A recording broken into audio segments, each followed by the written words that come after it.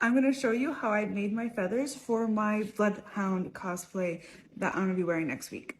After cutting out these feather shapes from 2mm EVA foam, I put a line down the middle to mark the center, and then I put these slits on the sides to make it look more like a feather. Then I make like itty bitty little slits, and I use an X-Acto knife to give it some texture of lines in a V shape up and down the side of the feather. So the foam that I used for the feather is white, but I still primed the feather and spray painted it white in order for it to be exactly the color that I want.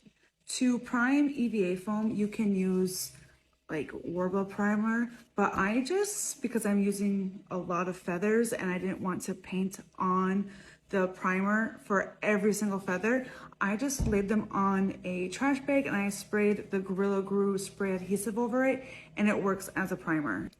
After my feathers were sprayed with the glue, I then sprayed it white. Even though they were already white, I sprayed it on white so it would be a flat white, and so they would all be a consistent color. And here's the most important part to make them look like feathers. I put down like this brownish line down the middle, and then I use like this medium gray to cover the sides.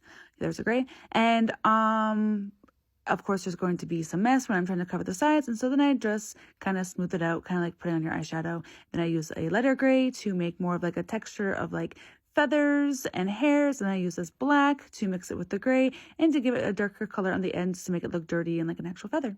And there you go. I didn't like the bottom, it was a little too dark, so I used light gray to cover that up and make it look a little bit better, and there's my finished feather.